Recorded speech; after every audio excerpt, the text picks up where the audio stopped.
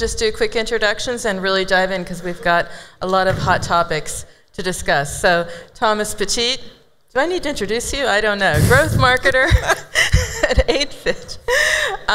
Clara, well, I'll say Copeland, congratulations. Yes, Director of Sales at AppsFlyer. Daniel Pearson, CEO, co-founder, Bamboo.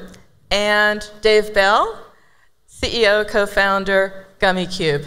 So let's start off, just go down, tell me a little bit more about yourself, and we'll dive into some of these hot and controversial topics.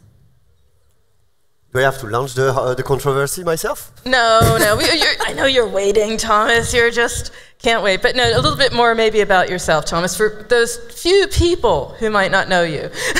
Sure. Yeah, so I work for a Berlin-based company, mainly fitness and nutrition app. It's my third year at that Promotion Summit. Really feels good to come back to James and Andrew even. Also really feels good to be on your panel, Peggy. Very nice to browse these questions with you. And we've got a couple of hot topics ourselves. I hope you're bringing more so that we can exchange and battle on the stage. Clara? Cool. I'm Clara. I'm Director of Sales at AppsFlyer. We're based out of Israel, but I'm here in the Berlin office. We're a mobile measurement company, meaning we help app marketers understand the performance of all of their marketing campaigns. It's my second year here in Berlin at the APS because I lived in San Francisco for a long time before then. So excited to be here and yeah, sit with all of you to discuss this. We're pretty much where the data is, so I hope we have some good insights. Hi, I'm Daniel Pearson. I'm the CEO of Bamboo. We're an app advertising agency in San Francisco. We've managed about $100 million in paid spend to date for a bunch of different Silicon Valley mobile app startups, mostly non-gaming apps. A few of them at the New York Times, Uber, Microsoft, just to name a couple of them. I've been working in mobile marketing since 2011. I'm really excited to be here. This is my first time at a European app promotion event. I was at the New York one and it was very, very fun. I met a lot of cool people, so hopefully I get to meet a few of you. Nice. I'm Dave Bell. I'm the CEO and co-founder of GummyCube. I've been running around in mobile marketing for about 16 years, going back all the ways to the days of Brew and Java apps that you had to get carriers to distribute. In 2010, with my co-founder, I started GummyCube. We are one of the first ASO companies in North America. We've been doing this for almost a decade, and we're a vertically integrated ASO company, meaning we provide technology and service all under one house, because it's not just enough to have the right data, you have to know what to do with that data to have the best results. Okay, so we're going to start just by getting a feel for what didn't work. So we're talking about hot topics. So going down the line again, is there something that you sort of got burned in 2017, something that had a lot of promise and didn't pan out? Thomas? I got burned all the time, to be honest. I'll just reflect on what Jessica was saying before, that never consider a channel completely lost. We did get, one thing we did get burned is, we did the same as they did. We retried Twitter 3-4 times and failed again. So that was one of them, but we fail constantly. If you don't fail, is that you don't try. If you don't try, you keep doing the same thing, eventually you will sink. So I guess it's getting burned is part of the game. Actually finding it exciting moves me on. But yeah, we've got a long list of failure this year for sure.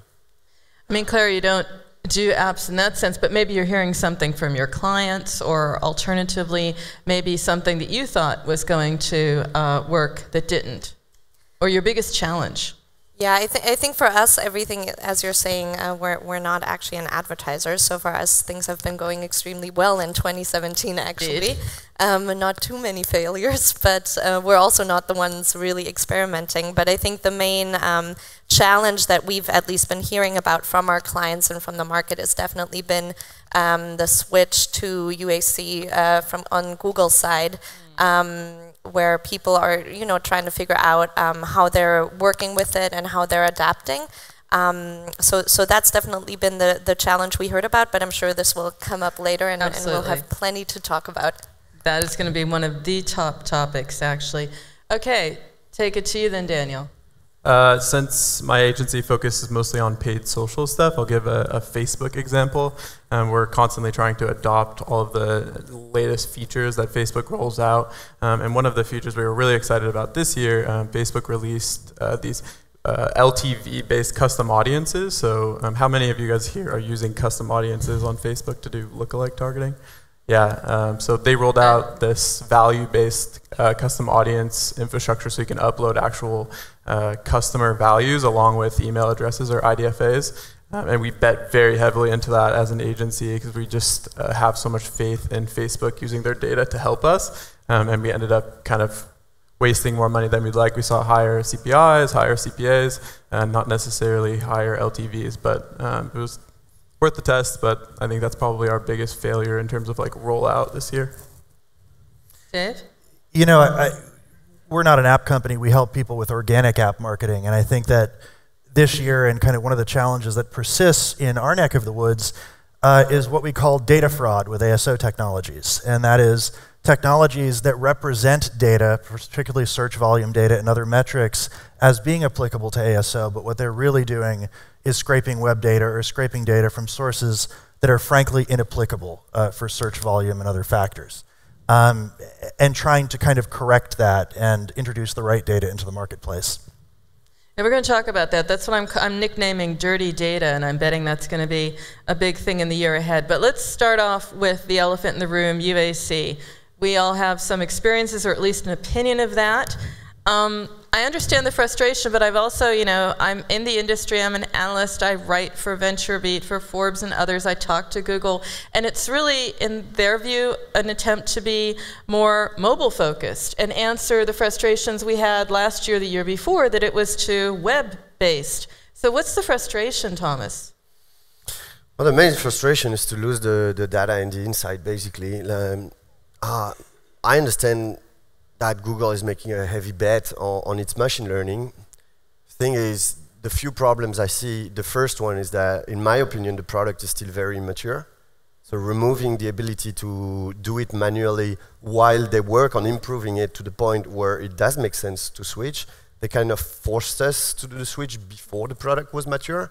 And one of the reasons behind it, I believe, is that actually smart marketers who have insight into very deep level of data at keyword and placement level are actually avoiding the machine to take this highest quality inventory. Yeah. So that's a bit of a frustration personally, because I've been working many years with this tool. It's also a bit of a frustration for the company, because we're not only buying Google inventory just for volume and return on investment, but actually to learn, cross these insights with insights we get on other platforms, on other, like, they recently added the creative data, but for example, missing the placement data means on one side, you're losing what really, like what kind of channel works, you can double down on other channels and so on. Mm-hmm. And the other big reason for me is that the fact that Google obfuscate the data helps them actually stick some inventory you don't want, not necessarily down the line, but there was yet another scandal of bad YouTube placement this week of, I don't remember, like, it was, I don't know, some bad comments on videos, but I remember a couple of months ago there were like some terrorism promotion videos that got some ads, and the brands were pissed. By obfuscating this data, Google is actually washing their hands on that. And I think that's not cool for the advertisers. And it's a very unilateral move that mostly benefits Google, because they're going to be able to fill this inventory that nobody wants. And that's where I feel frustrated. I understand the long-term move, but I don't think they were ready to do it yet. Okay. So what's your experience with that, Daniel? I mean, you're working with clients. I mean, we don't want to do bashing here, but we do want to recognize, you know, what do you do? Although Thomas would like to, I'm sure. What do you do when you have a black box? You have that lack of transparency, even if it's transitory at the moment. What are you telling your clients? How do they get around that? Yeah, Thomas and I have been going back and forth on this a little bit privately, in a not so PC way. But I think the product is very immature. I think that Google had to make this change. Prior to UAC, they had 5 different mobile app advertising product roadmaps and to compete against Facebook, who has their absolute A team on mobile app advertising. I think they really needed to bring all of these things into one product roadmap. So hopefully they can evolve the product into something that Thomas and I are happy with in the future. So it's not ideal today. I think of all of the spend we managed in 2017 as an agency, about like 5% of it went to UAC or something like that, so we're still not pushing it very heavily, but we hope that it will evolve. We're seeing good early results, but yeah, we're a little bit frustrated with the lack of transparency. I want to skip around, but I want to sort of like wrap up a topic and move on because there's so many things to be discussing. Any questions to UAC? I think I see a hand. Come on, guys. No? None? And it's so tough? You're having such a tough time? All right. So we talked about that. I mean, basically the way to cope in a nutshell would be to experiment. You said you only got, what, 5% of spend going there right now? Yeah, small volumes. Okay. One thing Thomas and I were talking about that we're both kind of working on separately, me with clients and the 8fit team, is actually shifting a bit of our focus to mobile web flows so that we can still run SEM campaigns and still run video optimized campaigns on Google and actually have that data granularity and try and drive that initial conversion on mobile web and have the users download that native mobile app later. I mean, it's not your area. You want to say something? Actually, that part is very interesting. Where I've said a few bad things about the product, but it doesn't mean you can't iterate and try to do different things, set up even differently, and that's where like the job Daniel is making actually makes a lot of sense. What I'm saying is not you should drop that channel. I'm just saying it's not going to be as good as what we have before in terms of insight, but it doesn't mean that there are no ways to move it. The fact that I know a few advertisers that were actually pushed to try UAC on one side, but actually bring part of this inventory back on the mobile web is, I think, like it's kind of a bad move, ended up as a good move for us because we're going to end up doing a lot of more things. So thank you, Google, for that. But I also see how it gets in the grand scheme of Google, who wants to bring more of the business to the web because they don't control the app business very well. They do control the web business very well. And it's pushing people like us who are app-only business to actually go on their territory. So it makes a lot of sense for them, but in a way it's also good for us on that part, like just because we're frustrated by it and we go back to the old school way of doing AdWords.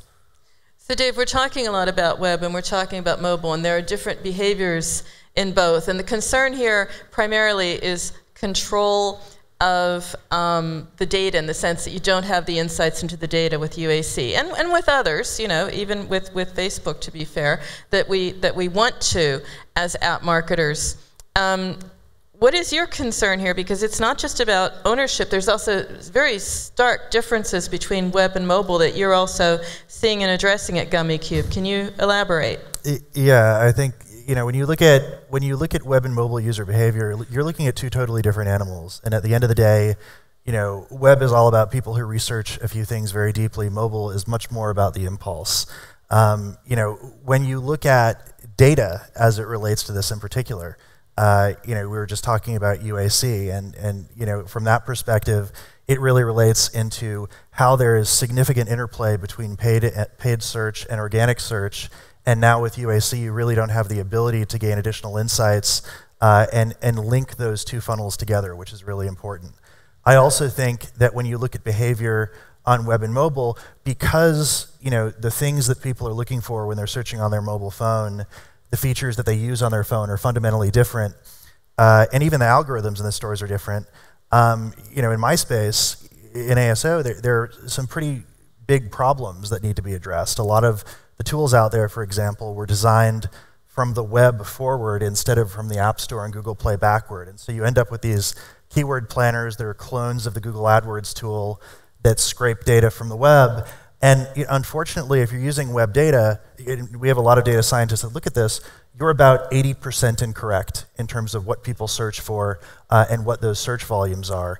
And that's a huge problem. You know, other issues when you're looking at search ads data, which I'm sure we'll get to in a second, but you know, the difference for marketers can be stark. We've looked at 10,000 apps that we've probably optimized over the last decade, and using the right data versus the wrong data is on average a 300% difference in organic performance. So it's not just let's pick a few keywords and plug them in there. It is a significant loss if you don't stare your content or your data provider in the eye and say, look, nice tool, but where's the data come from behind that tool? I'm just still digesting the 300% here, Dave. I mean, that's quite a number. Is that something that's for you two as practitioners, you know, sort of next is not just only looking at the platform, we'll get to Apple in a moment, not the platform data, but also the tool data? It's a big issue, and it's a big issue because a lot of the providers of ASO tools provide no transparency in terms of where their data comes from. And when you look at that data and you do deep analysis, 90% of them are scraping Google search data. The others are trying to experiment mostly incorrectly with Apple search ads data. And the reality is that, you know, because Apple and Google are such a big black box, this is kind of a big data analytics problem. You have to have, you know, years and years of data. You have to understand the signals the App Store and the Play Store give you and be able to interpret those from a technology standpoint. And I think that, you know, a lot of the tools that are out there are frankly doing it in a very lazy way. They're just scraping public data and they're not understanding the application of that data or how accurate or inaccurate it is. And then app marketers go implement their keywords, do a little conversion optimization, and wonder why the difference is 3%, write it off, do more paid marketing, but they don't know what they're missing. You know, getting the data is hard. Understanding the differences between web and mobile is hard. And that's one of the things that we've really focused on at GummyCube. We're always called kind of the truth squad and the mythbusters because we completely disagree that, you know, importing the keyword planner and that methodology was the right approach, that the web data is not the right approach, because the algorithm in the App Store and Play Store don't work like you're running a PPC campaign online. It's just not the same. Okay. I'm excited to hear. I'm excited to talk to you about this offline. Because ASO for our clients, they're spending hundreds of thousands or like $1 million a day on paid traffic. ASO for us is definitely like conversion optimization on our paid traffic. So we're not focused so much on organic keyword optimization, some of these other levers.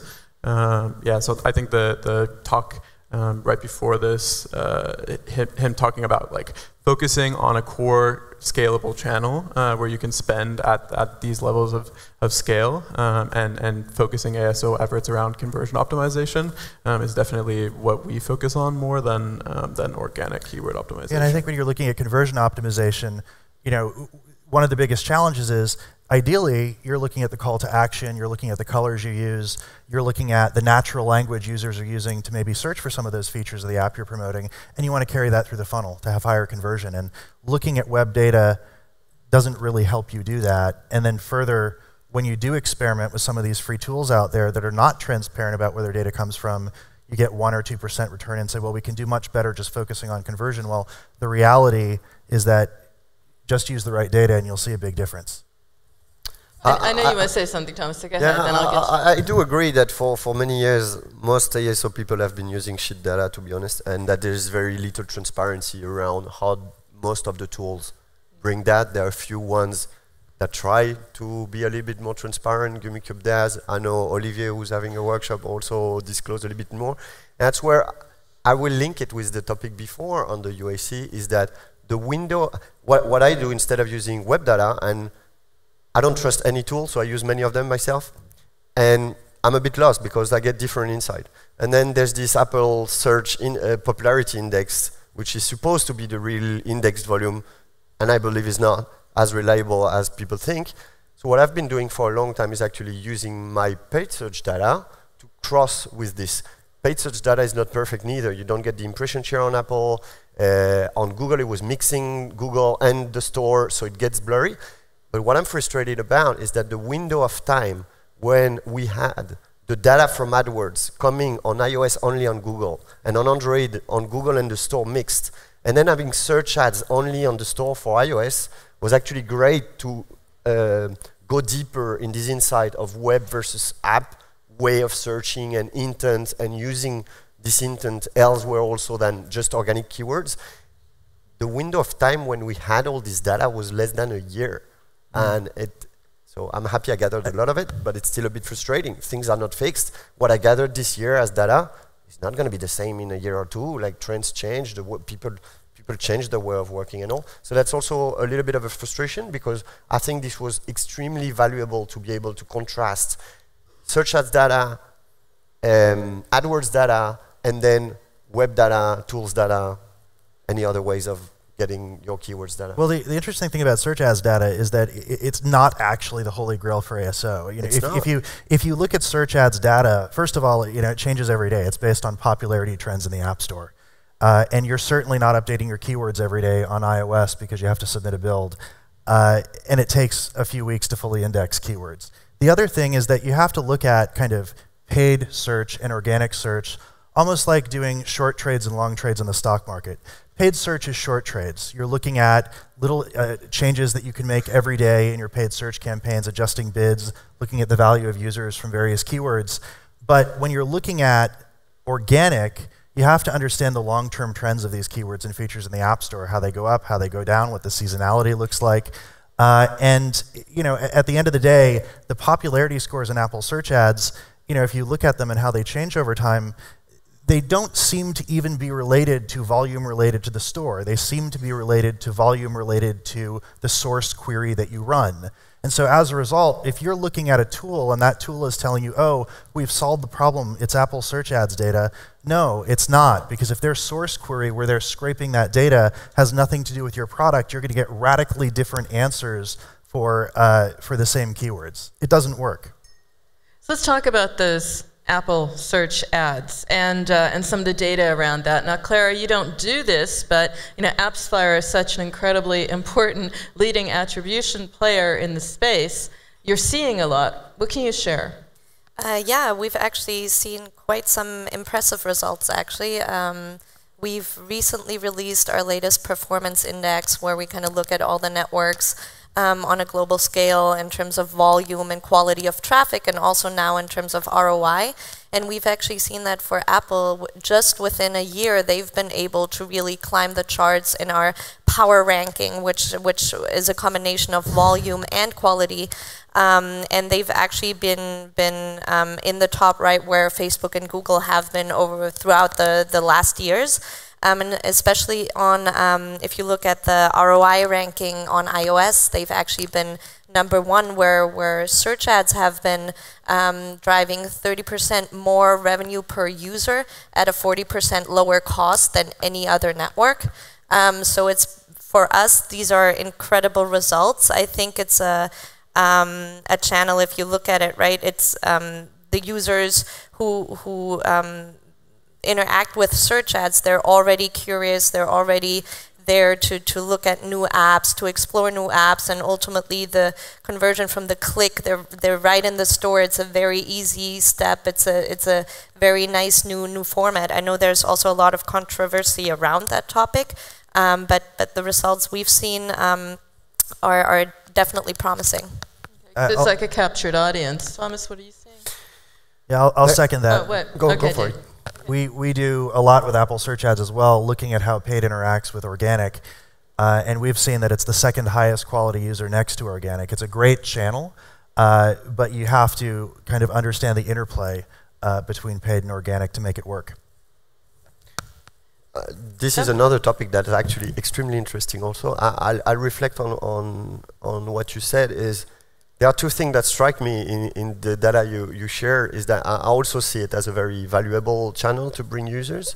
But when you look at the rankings on quality, they're always the first, but there's also a scalability problem. Your report details how this channel is never in the top 5 in volume anywhere in any geos. It's getting a little bit better. So the quality is there, but you can't, like the one channel you make your big bet on is not going to be search ads. It's not big enough. Yeah. The other thing, and that's a wish list for next year report on that, is that I'll take notes. How much of this high quality is actually coming from the fact that a huge percentage of search ads is branded. And yeah, it's now a pay-to-play game, so I have to pay for what used to be my own organic traffic. Yeah, when people look for my brand, they already know me, the conversion is extremely high. And I understand that for you it's extremely tough to split this data across so many people and misspelling of brands like it was mentioned before. But I would be extremely interested to see, I see it for my app, but I would be interested to see how the quality of search ad is once you remove all this branded traffic. Because then we're talking about two complete different animals. Like somebody looking for fitness app is definitely not reacting the same as somebody looking for 8Fit or looking for some of my great competitors, which I'm not going to name. Would you be willing to share what percentage of overall budget goes to Apple Search compared to other channels, roughly? Yeah, I wish it would be way more. It's fairly little, around 5%. It evolved a bit as we experiment. At some point, we really scaled it pretty high. Return crashed, and we had to downscale this. So maybe at some point, we might have reached like something like 20%. The return was not there, and we downscale it back. But then there's also a geography issue. Like I'm looking at the whole world on ad spending, whereas search ad has now 7 countries, but until 6 months ago, it was just like 1 country. So okay, it's a big one, it's a very strategic one, but it's still one. I'm also waiting for the opening in a lot more new geos, in particular in Latin America and a lot of countries in Europe, which is a challenge because of the language thing. Can it grow for us to a 10, 20% once they open all this country? Probably. Are they going to be this one big bet here? I don't see how search ads will ever be 30, 50% for us, nor for a lot of people. You can do it really well. Maybe you're in a vertical. In travel, there is such a huge volume of search, can be higher. For an app like Blinkist, like Jessica said, it's never going to be more than 2%, just because nobody searched for that kind of stuff. So it depends a lot of vertical and geographics. So we could stay here, and I would like to, but I'm just going to check and see if there are any questions before the next. Is there? I see a question. I did see a question. Now we got to get my microphone there. Where was it? No? I'm sure Nick I has a question. I saw an arm, but okay. All right, if we're shy, then we'll move on. We did search ads, we did UAC. Bring it on. All right. And because we have Clara, I'd like to move to the other one, because we're talking about, basically what we're talking about is our pet peeve. Our problem is the data. The data is either dirty, the data is insufficient, the volume isn't there, we're not getting into the data, we're not understanding the transparency. So that's a big problem. Other problem, or other hot topic rather, ad fraud. Huge. Can't count a day I don't hear about it. I'm counting 9 types of it and counting, maybe even more by the end of the presentation.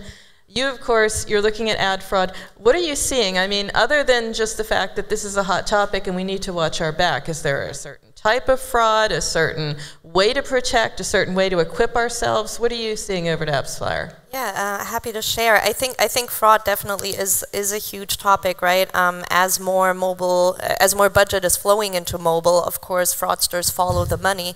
And what we've seen a few years ago, which was more like basic fraud types, now really developed into really advanced fraud types that are really hard to, number one, even as you're saying, there's 9, there's 10, there's new fraud types popping up left and right. So we've actually seen that 1 out of every 10 installs actually is fraudulent.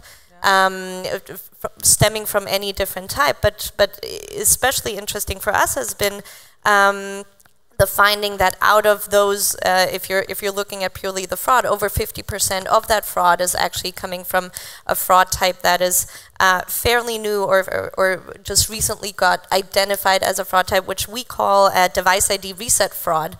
The hard part about this one is that fraudsters or device farms, as you see them on YouTube, they reset the ID of the device, so the device comes in, it looks clean, there's no history to the device. It's as if you go to the Apple store and you open a new box and there's nothing tied to this device as making it look dirty in that sense. So these are the new things that we're seeing. The way we go about it is, you know, while you can't tell that this one device specifically is fraudulent because it just looks unknown and it's new, if you look at aggregated data and you really see from any sub-publishers the installs coming from on an aggregated level from a very high percentage of new or unknown devices to, for example, your attribution provider that should know almost every device there is globally, then that can be an indicator for this fraud type happening. But there's more and more resources going into this. I think on the network side, on the attribution side, everybody's trying to tackle it. Google just announced their new Refer API, where they're now also giving us access to not only what we usually track, which is the first app open, but actually the install start time from when the user actually clicked on the button, on the download button, to just then, which then also helps battling things like install hijacking, click injections, all these different types of frauds that are much more advanced. How are you battling fraud over at Bamboo? Because you either watch it or you ignore it in the sense that you just don't deal with it. What are you doing? Yeah, so since we buy almost exclusively on paid social networks, we kind of take like an abstinence approach to all the really shady mobile ad networks. Every once in a while we have a client come to us and tell us, this sub-publisher is driving significantly better yields than your Facebook traffic, and we have to kind of hop in and explain to them how they're being defrauded, which happens more frequently than we would like. So that's kind of our exposure, but in terms of how we do media buying, we feel like Facebook and Google can provide near infinite scale to grow a mobile app, so we can kind of stay away from the long tail networks. Although some people who have been doing this for a long time in the like buying CPI traffic and working with affiliates, they can drive very good yields that way. But as an agency partner, we just like to kind of stay out of it. We're already kind of not in-house, and we want to be buying reputable traffic. So I was really impressed by the other presentation. We have to have a symphony of marketing. We have to wrap it up. So I'd like to hear, those opportunities out there, the hot opportunities, the hot spaces. I'm hearing, for example, I'm doing a series of interviews for a report I'm doing about app marketing in China. And I'm talking to UA managers there. They love Twitter. They're saying Twitter, it really brings a lot of mileage. So that would be mine, non-practitioner. I would say watch that one. When we go down the line here, tell me what's hot for you going ahead. What's hot for me is the one I don't know about yet. That's the hot one. I mean, I don't know. This year there were a few new channels, so that's exciting as a marketer. It's great for the company. We diversify. Apple Search Ads, huge success with Pinterest, recent success with Snapchat, which I wasn't expecting at all. Honestly, I'm sitting back and looking at what's going to be the next one. So I'm waiting for more people to compete against Facebook so that we can actually go to them and handle them our money. I don't really know what's the big one, but it's true that I see a huge wave of, once you scale to a certain extent, especially the paid social and other usual channels, a lot more apps at earlier stage going more unconventional, going to TV with small budgets, doing podcast and influencer growing like crazy. Like when we say, oh yeah, Facebook is going crazy, well, influencers marketing is growing even more crazy, which brings a lot of challenges. But what I think is exciting is that such unconventional offline channels before would only be accessible to like the biggest advertiser because you need big budget, it takes time. And now I see fairly early stage apps just going there straight. Big of a game changer. It's exciting to see and monitor and experiment. I mean, to your point, just as an aside, another research I'm looking at is also the number of apps looking beyond Apple and Google, saying, hey, Amazon, WeChat, Opera, all of these massive stores out there. Of course, more work for you, Thomas, if we all need we all need to optimize for the alternative app stores out there. I mean, obviously, you're not doing it, but you're watching what your customers are doing. What are they saying to you is hot, Clara? I mean, I think I have to sort of repeat what Thomas was saying. Everybody is waiting for the next new thing. I think for our customers right now, what we're seeing and what gets more and more interesting and important for them is to not only understand, what's my best network, where are my top performers, but also to understand actually the value of every single campaign that they're running, whether or not they actually drove the final conversion or they were involved before. So Jessica actually touched on the topic of multi-touch attribution, right? Really understanding the entire pre-install user funnel.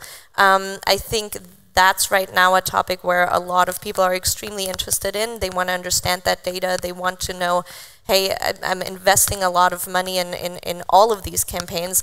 This one, yes, delivered the last touch, but what about the ones before? And I think that also will just help truly understand the value of every single network, right? You touched base on Twitter before. Twitter has an extremely valuable like educational effect a lot of times where it might not deliver the last click, but was involved in the funnel before and actually pushed the user to the install at an earlier point in time. So I think this is something that we're seeing is being emphasized more often now. Okay. And you, Daniel, I mean, new stores or new channels, what's hot for you? There's a lot of things that I'm excited about. I know we already talked about mobile web optimized like PPC flows. That's one thing. Another is that we really love Twitter as a channel. We have for years. Use keyword targeting. Don't use lookalikes. Don't use other things. Don't try and treat it like Facebook. If you want us to do a Twitter test for you, we'd be happy to. I think we can make it work for you. I'll take the advice, yeah. We spend a lot of money on Twitter and have really, really strong yields there. The other thing that I'll talk about Facebook specifically is just the evolution of bid types on Facebook. They're starting to offer up more downstream bidding opportunities. So you can bid against a first-time purchaser. You can bid against repeat usage of your app instead of CPI. I'm very excited about that. Working in the space for this long, I want to abandon cost per install as a goal entirely, and we're seeing very strong results. Some of our really high grossing gaming clients are using bid types to buy towards the first deposit in the game in a free-to-play game, and they're seeing like $35, $40 cost per installs, but they're returning their investment within a week. So I'm excited to see this evolution away from downloads into like something meaningful. Dave, you're last.